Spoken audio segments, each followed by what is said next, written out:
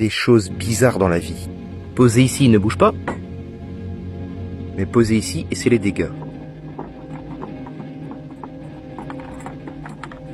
Pareil pour cet arbre. Cette pomme est d'un calibre de 2-3 cm. Sur le même arbre, on retrouve des pommes d'à peine 1 cm.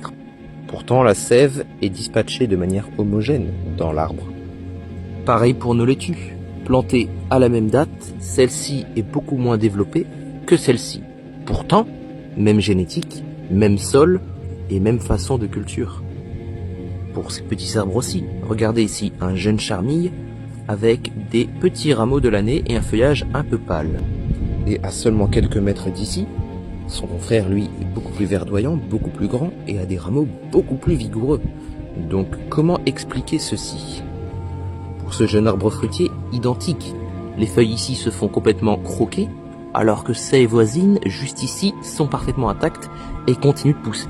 Pareil pour cette plate-bande de courges, regardez bien. Elles ont été plantées sur bâche au même endroit, elles sont bien vertes, elles sont bien vigoureuses, alors que sa collègue, elle, juste ici, a l'air de galérer un peu plus. Pourtant, il y a exactement les mêmes amendements dans la terre, c'est-à-dire du compost de broyade déchets verts. Et dans cette serre à semis, on constate les mêmes péripéties.